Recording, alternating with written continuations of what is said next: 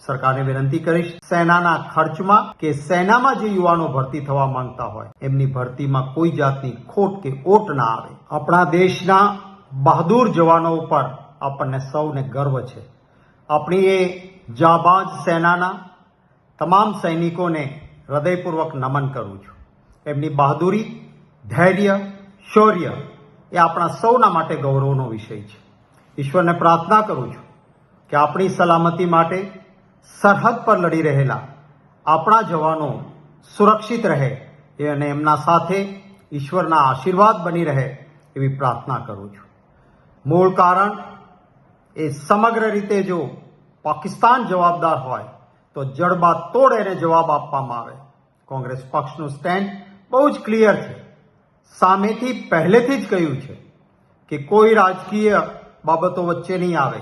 ખભે ખભા મિલાવીને રાષ્ટ્રના હિત માટે જે કોઈ પગલું ભારત સરકાર ભરશે એની સાથે કોંગ્રેસ પક્ષ સંપૂર્ણપણે સમર્થન પણ આપશે અને ખડે પગે કોઈ પણ પરિસ્થિતિનો સામનો કરવા માટે કોંગ્રેસ પક્ષ તૈયાર રહેશે.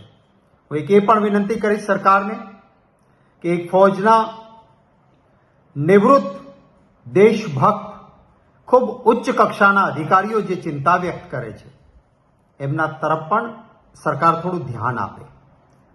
વારંવાર સોશિયલ મીડિયા પર આપણે જોઈએ છીએ કે આપણા જાબાજ ફૌજના એવા નિવૃત્ત અધિકારીઓ કે જેમણે કપરા સમયમાં ખૂબ બહાદુરીપૂર્વક રાષ્ટ્રની સુરક્ષા કરી છે.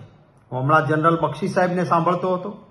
એમણે કહ્યું કે આપણી સુરક્ષા માટે માત્ર હથિયારો નહીં, હથિયારો તો જોઈશે, ખૂબ આધુનિક જોઈશે, પણ સાથોસાથ ફૌજની જે આપણી સંખ્યા છે એમાં કટોતી ક્યારેય ન ચાલી શકે.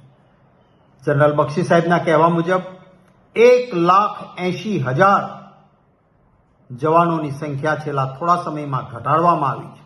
સરકારને વિનંતી કરીશ કે બીજા કોઈ કામો પર કાતર મૂકવી પડે ખર્ચમાં તો મૂકીએ, પરંતુ આપણા આડોશી પાડોશમાં જે પરિસ્થિતિ છે, જે રીતના દુશ્મનો આપણી સામે છે, ત્યારે સેનાના ખર્ચમાં કે સેનામાં જે યુવાનો ભરતી થવા માંગતા હોય એમની ભરતીમાં કોઈ જાતની ખોટ કે ઓટ ના આવે.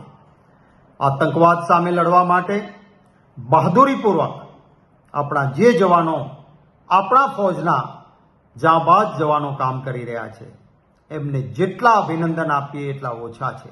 મા ભૌમની રક્ષા માટે જીવ હથેળી પર લઈને લડનારા આપણા જવાનોને હૃદયપૂર્વક નમન કરું છું અને ફરી ઈશ્વરને એ સૌની સલામતી અને કુશળતા માટે પ્રાર્થના કરું છું.